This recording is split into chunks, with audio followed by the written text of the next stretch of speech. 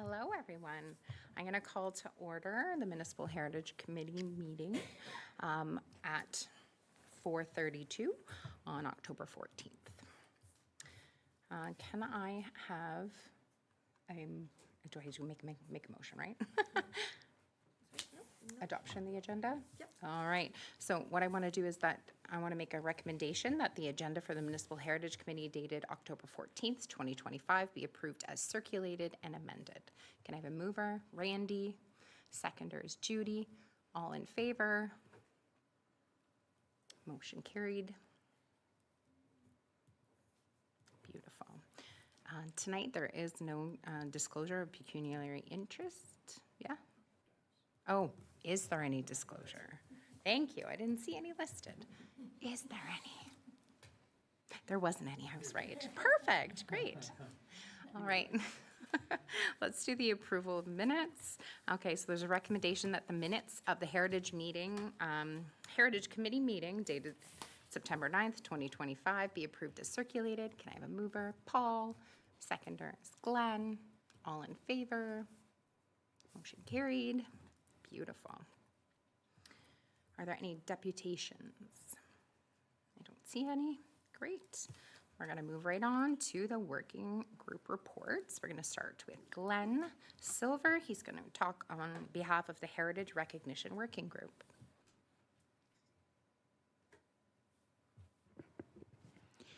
Okay, one of the things that we did when we met was to figure out exactly the kind of line that we're going to take. And so we looked at prices and things of signs, for instance. The blue oval sign, we had a price of $100 from somebody, an estimate. Well, the price in Muskoka of the sign makers is $250 for that sign. We also felt that all of this should be online and should be a part of the city's website, and including things like Built Heritage should be online for people to nominate. Why not? It doesn't have to be always us doing that. The folks in town could nominate a person or a house who's kept up with the type of construction that it would have been in whatever year it was originally built.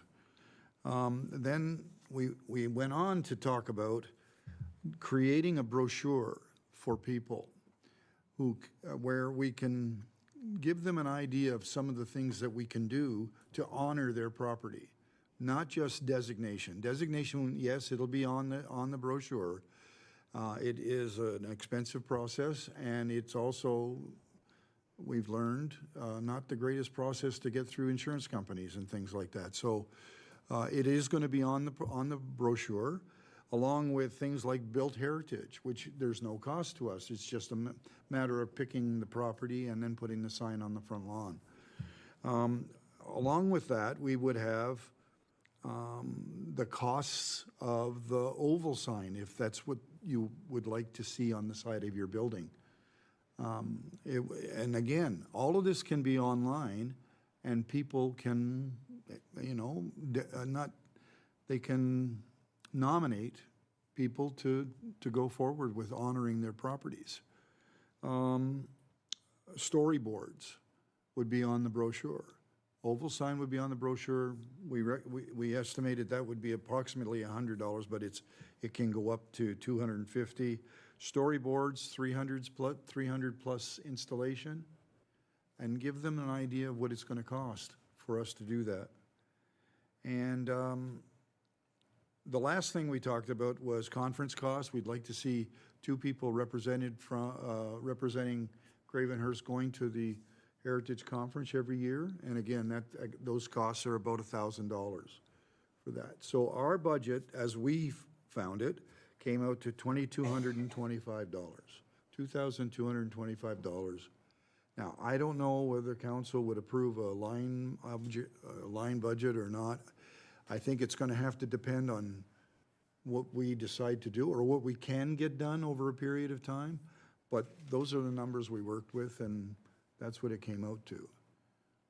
So that was the estimate. Do you want to say how many signage you were thinking for that? Because I know you'd put in costs for lawyer. Right. If there was someone who did want to do designation. Yeah, so designation. that was included. Yeah, it would be around $600 in total, plus installation of the, And how many signs did we say? we said, we were talking about 3 oval signs and 3 storyboards Yeah, that over the course of the next Working period. 7 months or 8 months, whatever it is we have to work with. And I think that would be pushing it too. I think that's a lot. That was sort of our top, is what we were thinking. Right, part of our cost for that time. Yeah. Right. Great. Are there any questions for Glenn? Randy? Thank you, Madam Chair. I'm just curious, so in particular, the conference attendance, that seems low to me, like including accommodation and registration for the Heritage Conference normally? I think so, yeah. The one that I went to in London cost me about $400. And if you're going, Sorry, for the registration or, that was registration and mileage. okay. I stayed with a friend, so it wasn't accommodation. That's not always an option, so I'm just. Yeah. Yeah. And so we put in $500 per person, thinking that if they stayed at the hotel or if they had mileage involved, one of them would have mileage anyways, they drive together. But, so we estimated it to be about $500 per person, $1,000 to go to the thing. We thought that you should go with somebody. I'm just curious, can we, like, what's the typical cost of the registration for? Yeah, I think, Angela? It was a real close to $200, I think it was. 185 or something like that time.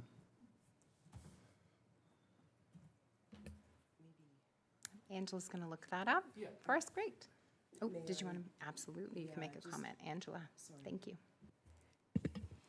Thank you. I will look that up. Just, I would agree that the cost, that seems like a low estimate for conference attendance. And I would also note that the signs, the oval signs went up significantly after the pandemic, the blue brass or metal signs.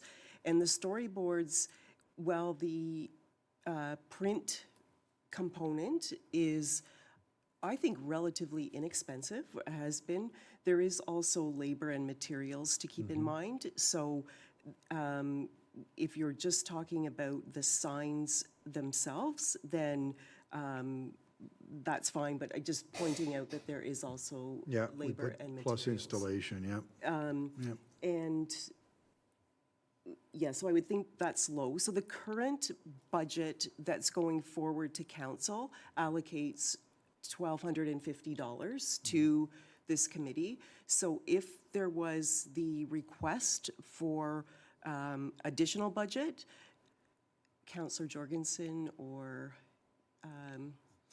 our legislative services staff can correct me, but I believe the correct procedure would be need to do a deputation to committee of the whole, if I'm not mistaken.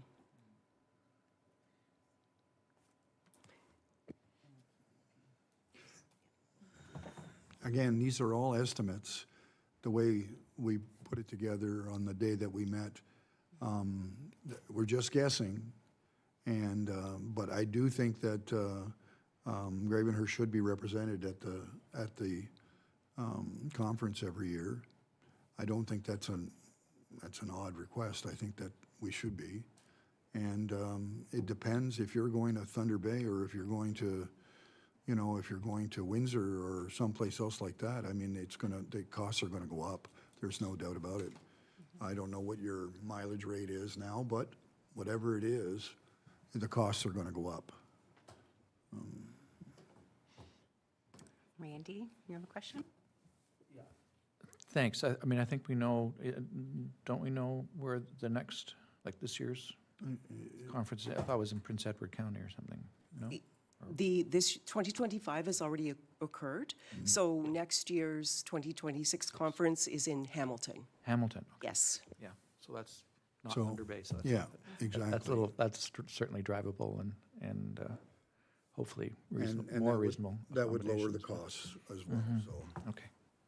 I'm just concerned, we do need to, we don't want our hands to be tied when we want to do something because we I didn't agree. ask for enough money, is basically the bottom line. So I So think. whatever the it process is that we can put into the numbers that are closely resemble the ones we have or adjusted ones, whatever we have to do, if we have to make an appearance at Committee of the Whole, then Well, we should do that. Yeah, I mean, I think Angela's right that I can bring that forward at budget deliberation time.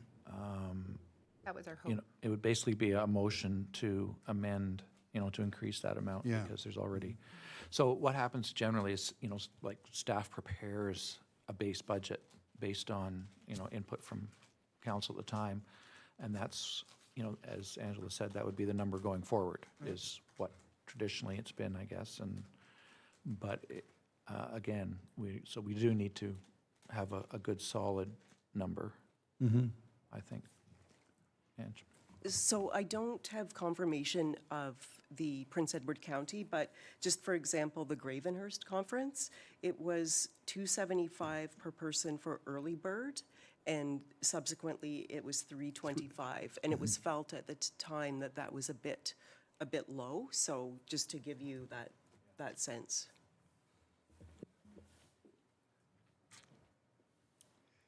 Sorry, Glenn, I'm wondering if we can amend that pricing that we're thinking?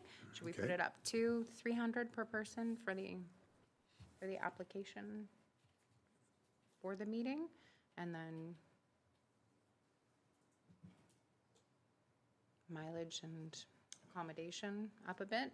Yeah, again, that brings what, if we look at it as an estimate, it brings it up to $1,500. Yeah. $1,500 for the two people to go to the conference. And again, it'll be less going to Hamilton because my mileage went all the way to London, and that's where that cost came from. But going to Hamilton, it's going to be less money, so. And we can put that in there, right? Okay, let's change that to 15. So what would that change the total amount? So the total amount then comes to $27.25. Which, I mean, if you want to put an estimate in there, $3,000 for the budget for the committee.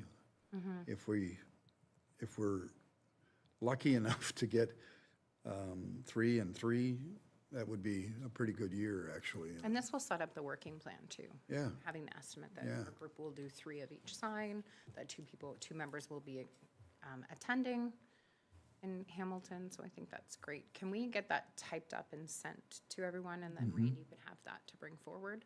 Is there anything else you need for that, Randy? Yeah, sorry, I guess we should wait until we have a total number for, other committees, and that would then have to be a motion of this committee, that this is the amount that we want to go forward and ask for, and then, of course, that gets built into the work plan and all the rest of that, right? Do you have anything else That's for us, it. Glenn? Thank you. Unless so I'm much. missing something, did I forget anything? Paul? No. Okay. Great, thank you so much.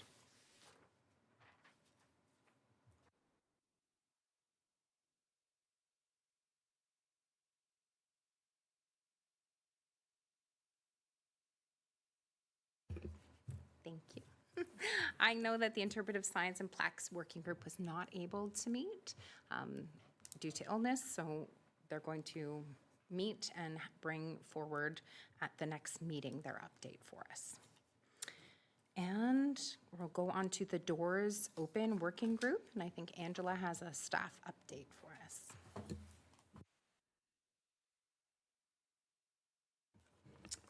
Thank you. I just thought it would be appropriate to have a brief discussion about the Doors Open event and what worked, what didn't, what could have been improved upon, and just generally the success of the day. Hopefully you had an opportunity to read the Doors Open summary report that was prepared and attached to the agenda. It was prepared by our planning student. I think it provides a good overview of the event. but I will just give a brief recap. I think it's fair to say that it was a successful day, which was probably aided by the weather, the beautiful weather that day. There was a total of 11 sites, 2 of which were self-guided trails. While most of the sites were either owned by the town or associated with the town, additional partner sites such as the Arts at the Albion and the Manor, the Graveners Manor, were pleased with the turnout and with the event generally. I think it's fair to say that we had hoped more people would have attended the Severn Bridge Fairgrounds site. They had a total of 10 people. With that said, all of the feedback that was received, either verbally or through written surveys, was positive. I know that some concern had been expressed that more advertising should have been done. As outlined in the report, there was a pretty extensive promotion campaign. It started in June, including social media and print material. I just really like the brochure that was done. Oh, thank you. So I'll just take the opportunity to show it again. This was distributed at places like the farmers market to all of the accommodation areas, and it received really good feedback. So based on the costs, including the entry fee that was required by the province, that was covered by the municipal accommodation tax, it was generally felt that it was, as the saying goes, good bang for the buck. We are in the process of preparing thank you letters to acknowledge the people and businesses that made everything happen. And with that said, obviously just a super quick overview, but I would appreciate any feedback that the committee members have. I do need to prepare a summary for the Doors Open provincial organizers. Would you like that feedback as an email? Is that what you're looking for? Oh, she'd like it right now. Great. Does anyone have any feedback they'd like to give Angela? Perfect. Randy. There's your name. Thanks. Yeah, I mean, personally, I was, my wife and I spent the day at the Seguin, and along with Paul for part of the day, at least. And, I was, one thing, well, first of all, it was, we had a lot of traffic there compared to the other sites, and I think a lot of it was because we were taking advantage of the, something you notice if you spend the day there at the steamships is, I mean, just the two Winona cruises, they were full. So that's, 400 people right there. Plus they were running the Wanda that day, which is much smaller numbers. But again, we kind of corralled people to say, hey, would you like to see the Seguin? And so we had, my wife estimated about 150 people through. I was busy touring, so I didn't actually count people. But just anecdotally, in terms of the tourism impact, I know this one woman told me she came down from North Bay specifically for Open Doors, which to me says a lot about, by partnering with the province, you're getting that, that impact that people who are in the heritage realm, that's something they look to and I'll go make a day of it and come down for it. So I think there's a lot of benefit in running with that program and tying into the, provincial support that's there through their website and things like that. So, and for me, I mean, again, as Angela said, the weather was a big factor. It was another glorious day. So, and I also understood that there was a hockey tournament in town. So people there were looking for stuff to do, and they found the brochure and they went around town. So I look at it as it's we take the volunteers. You need the volunteers to do it, but in terms of the impact versus the cost or the effort that goes into it, I think it was very worthwhile from what I could see.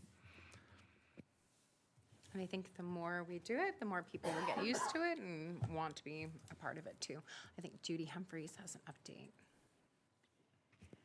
I thought it was really successful at the train station, which is where I was located. I had 55 people come in, and all of them wanted to talk about history because I had prepared a little set of slides for people to look at about the history of the 3 train stations that we've had in Gravenhurst. And so when they looked at that, they then wanted to talk about, well, why would there have been 3, and on and on and on. And so there was lots and lots of talking that went on. I also found that a number of people were asking me for recommendations for restaurants, which I thought was really great. And I could then list for them, well, what sort of price range did you want to be in, and, what kind of food were you looking for, and so on. So that was fun. One thing that I found that was really interesting was that I had a number of hearing impaired people come to the train station. There were people who could only use sign language and so on. They had interpretive people with them. I don't know whether there was some kind of a conference nearby or some kind of meeting nearby. I was hoping that another time, if we were aware of something like that going on at the same time, it would be really good to just give the people who are hosting a site a bit of a heads up, just because it took quite a bit of time when you were, saying to the person who was going to be doing the sign language what it was I wanted to say about the question that had been asked, and then that had to be relayed to the person in sign language, and then their answer came back, and so on. And it was wonderful. But I just would have liked to have known in advance that that was going on. I was continually surprised when people came in and they were hearing impaired, and I loved it. I thought it was just great, and I wished that I knew sign language at that point. Really, I did. Yeah. Thank you, Judy. Anyone else have an update they wanted to share with Angela? Great. Wonderful. All right.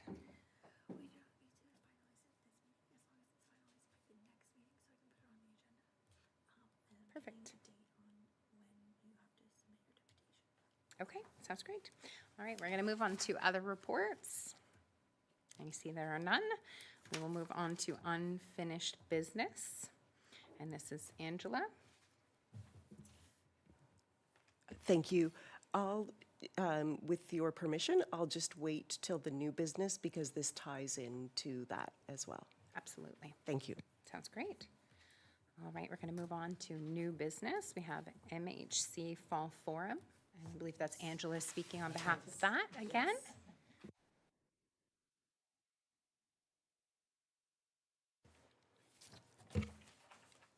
So you may recall that I emailed an invitation that was received from the Burlington and Hamilton Heritage Committees working together to offer a free online informative and interactive event for all heritage committees in Ontario. That's Saturday, November 1st from 9 a.m. to noon. And they expressed that virtual connections would be limited and recommended having viewing parties where people joined up to watch. So a couple of people have already expressed interest in doing that. So I have booked these council chambers for that morning. And anyone who is interested can just come here for 9 a.m. on Saturday, November the 1st. In anticipation of this, the organizers have requested one photo from each municipality of a property which is considered either of most concern to be lost or the most favorite that has been protected, as well as a few details of the location. So that, they've asked for that to be submitted by this Friday, October 17th. So sorry to put you on the spot, but I am looking for feedback as to what you would suggest be put forward as, again, either a property of most concern to be lost or the most favorite that has been protected. Just looking at the register, a couple of privately owned properties, just the first ones on the register, Rosehurst, the Albion, Clipsham House, Church of Our Lady, and again, that's just off the top of the register, so that they're not, I'm not suggesting any of those, but would be looking for your feedback on that.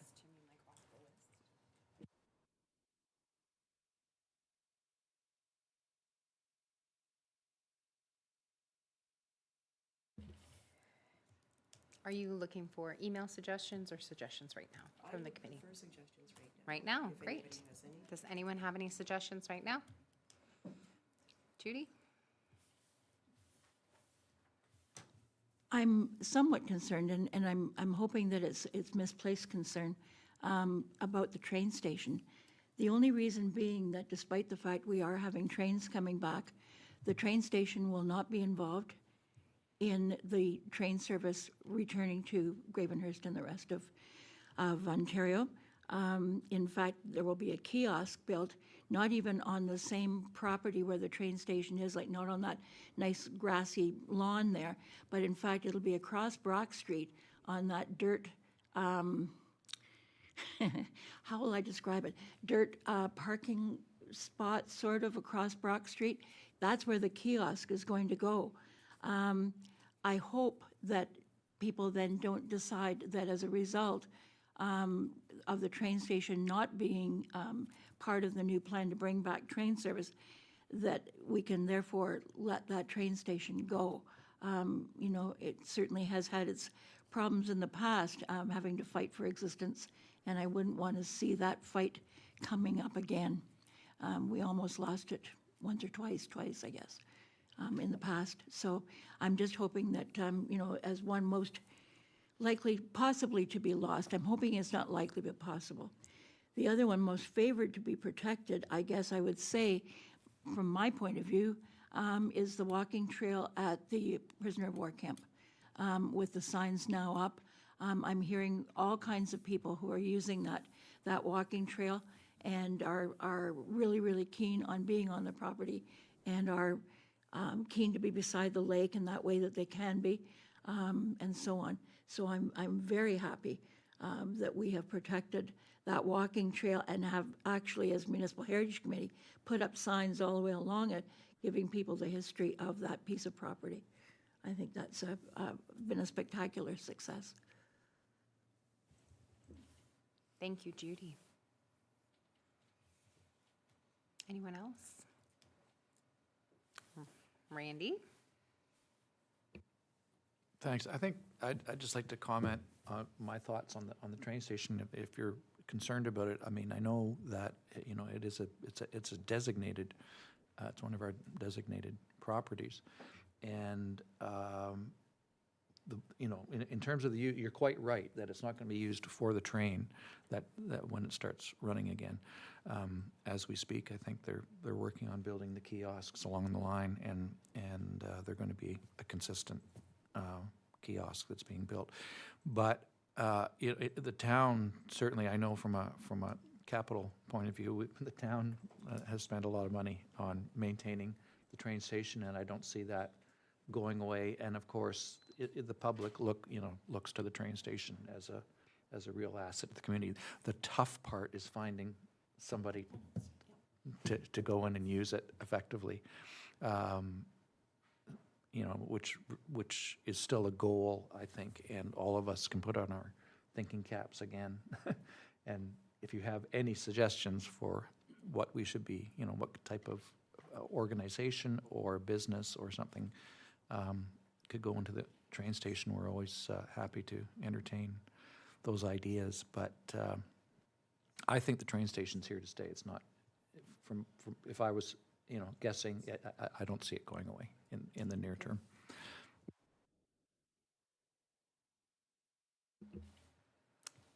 Judy? Just one quick question. I don't know whether the town has any kind of influence to be brought to bear, but when and if the train service does come back, and when and if we have our little kiosk built, is there any way of putting pressure on the bus service to come away from the bait shop and to, in fact, come down to where the train kiosk is going to be? You know, it would be so nice to have a transportation hub with train, bus, taxis, all right in that little hub spot spot. And right now, the bus is being met at the bait shop, where there are no benches, no shelter, no nothing. And it's not a great look for Gravenhurst when people arrive and depart the town at that shop where there's no shelter, no place to sit or wait or whatever. You know, it's just not good. So you're wondering if the town has plans to Or combine? whether we Okay. can have any influence over that at all. I think Randy can speak to that. Thanks, Randy. Thanks. I'll give you again my understanding of the situation, and you're quite right, the town has no influence over that. It depends on where tickets can be purchased, you know. I think that's part of it. Previously, I think when the bus was stopping at the train station, there was the variety store across the intersection was selling the tickets, and of course, when somebody was operating in the train station, they were selling tickets for the bus there. But you know, I think it's a competitive thing that people perhaps bid on. I'm not sure how they decide, but that's what it depends on what organization is able to sell the tickets. So again, if we had a tenant in the train station, that would be give us something to work with in terms of where, you know, getting the bus back. Of course, it logically it makes sense as a transportation hub there as well. I think that's another stay tuned, unfortunately. I think Angela has something to add. Just to add that any potential tenants are advised of the heritage designation, so it is part of the, it would be part of any lease agreement. Thank you. Judy, you wanted to add? Mention right now, it's my understanding that tickets for the buses are purchased on the bus. Yeah, not in that little building that's there in the bait shop. In fact, the buses are running at times of day when that bait shop isn't open. So they're purchasing them right on the bus. Thank you, Judy.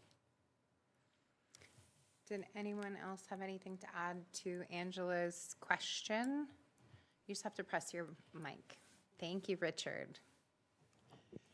I got this turned on.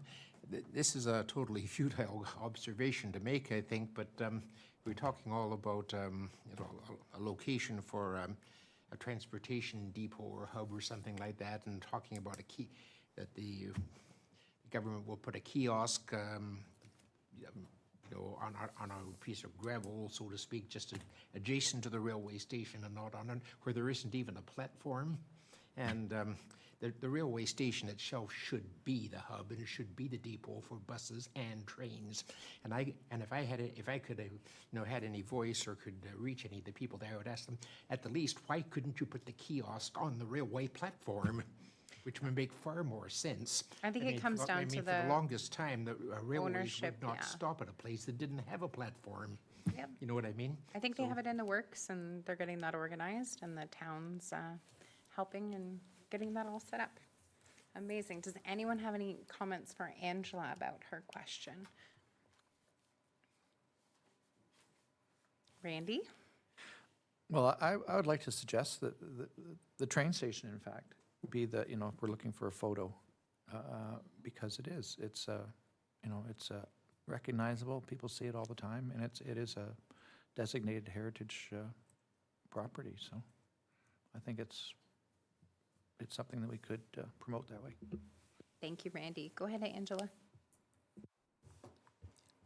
Thank you. If everybody's in agreement with that, I'll just write up a brief, based on the doors open, I'll just write up a brief blurb and run that by Judy before I send it to the province, if everyone's in agreement with that. Sounds great. Wonderful. Nobody has anything else to add for that, so we're going to move on to the second part of new business, and we're going to speak about the restoration of the steamship wheelhouses, and I think Mary Story is going to speak to that. Can you press your mic? Thank you, Mary. You've probably driven by these many, many times and ignore them as most people do, but in front of the Discovery Center, there are two wheelhouses sitting in earth, not grass. snow in the wintertime, and they're deteriorating. And I wrote down the two ships, and I've forgotten what they are. Richard will tell me. An Islander? Okay, these are the wheelhouses from them. The other problem right now is that there's wasps inside of them, so the guys that work on them are getting bitten badly. Anyways, there's a group of guys, few women, but mainly men, that volunteer every Wednesday at the steamship office or steamship area to work on the ships, do all kinds of handyman type things, including inside the museum. So those guys have been working on the wheelhouses. This is the third year, and every winter they deteriorate again and they go back at it and so on. Paint costs a lot of money. I don't know whose responsibility these wheelhouses are. I assume you're going to tell me they're steamship responsibility, not town. But is there any way we can get a little money for some of the paint that it's taking to keep these things looking like they are part of our town? Thanks, Mary. I think Angela has an update on that. Thank you. I'll answer the question first. It's certainly my understanding that the land is owned by the town, but the wheelhouses are owned by the steamships. And previously, the town has not been involved in the maintenance. As Mary's explained, it's been done by volunteers. So with that in mind, that it's not a town-owned facility, so to speak, there is no maintenance budget. I guess that's a question for if the committee wants to include that in the recommended budget or suggested budget for 2026, unless Councillor Jorgensen has something to add. I'm not sure. I'll just leave it at that. Thank you. Randy, did you have something you wanted to, oh, and Paul too. We'll start with Randy. Sorry. We can answer that. Yeah, to be honest, I mean, I think those are the facts, that the steamship owns them, but, I think this type of thing, we could probably find some donations to, it can't be thousands of dollars of paint, I don't expect, so I think we could probably find some donations for that, and leave that with me. Okay? Thank you. Thank you, Randy. And Paul has something to share. Go ahead, Paul. I was just going to ask if this could be somehow paid out of the municipal accommodation tax and not be part of our budget. That's a great suggestion. I think Randy's going to, he's going to look into that and he'll bring that information back to us. Oh, he's going to share some more. Thank you, Randy. Yeah, I'm just gonna comment on the municipal accommodation tax. There's two parts to it, really. So the part goes to the town for tourism activities, and part goes to this independent agency, Tourism Gravenhurst, that is set up. And in particular, the Tourism Gravenhurst, I know they have an intake period so that organizations that are related to tourism, can apply during the window. I think there's 2 intakes, if I'm not mistaken, a year. So and then I think the board of directors ultimately of Tourism Gravenhurst allocates the funds based on the inputs. So there's a mechanism for that one. For the town portion, I have to admit, I'm not privy to what how that gets divvied up, but maybe Angela or, anyway. Angela will speak to that. Thank you.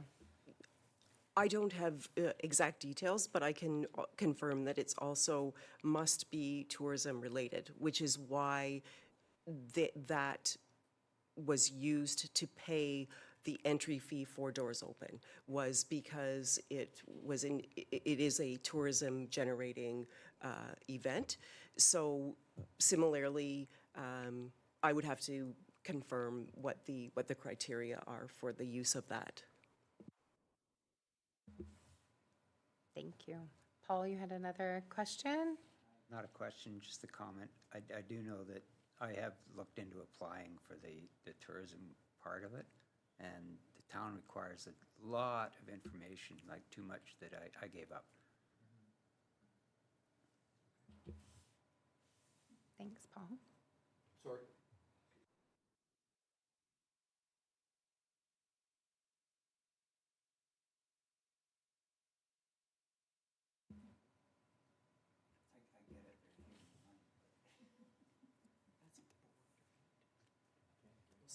That's a board, correct? As opposed to the Okay, so Randy will bring that information back hopefully at the next meeting for us. That's fantastic. Is there anything else about the restoration steamship questions? Angela, Mary, all good? Okay, great. Oh, Angela's looking. She do have does, one great, more thing. absolutely. Thank you. Thank you. Just one more item that's really a follow-up from the last meeting. There was, excuse me, the concern raised about the wheelhouses being damaged by the town's sidewalk maintenance, the snow blowing. And as was directed at that meeting, I did speak to the Director of Infrastructure, Andrew Stacy, who consulted with the town's operation teams and advised that he's comfortable that any potential damage was not as a result of town operations. With that said, he's going to follow up with with the operations team just to confirm about the snow blowing being done away from the wheelhouses. And I think it's also important to note that, as we all know, last year was extraordinary, and the amount of snow that had to be managed was not normal. It was not typical, and so I think it's more than fair to say that certainly in the spring, and after the ice storm, the operators were really facing big challenges. There was no room to put snow. I don't think anyone would disagree with that. But with that said, Director Stacy's aware of it and is confirming with the operators about the snow, the direction of snow.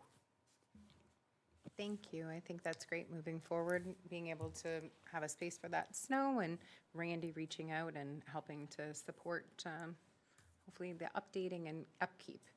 Did you have a question, Mary, for Angela? Just to clarify something about the wheelhouses, it's not that the snow plow hits them and Okay. breaks them, whatever. It's that when they blow the snow, it's full of gravel and stones, and it's like sandpaper. It takes off all the paint, Yeah. which means that the wood is going to get damaged eventually. So, but it's not that somebody's doing it intentionally. It's just all the snow that's piled up from the There was parking so lot. much snow this year. Yeah, That's but- great that we'll get that fixed and hopefully help to support, pay for that. Thank you. Awesome. Thanks, Mary. Wonderful. Was there any other questions for Mary or Angela? Nope. Awesome. Correspondence. Do we have correspondence? No, no correspondence. Great. So I guess we're at adjournment. So our next meeting date is Tuesday, November 11th at 4:30 here in the council chambers. And I guess I need to make a motion to adjourn. Yes. Motion to adjourn, Glenn, and seconded by Paul. All in favor? Motion carried.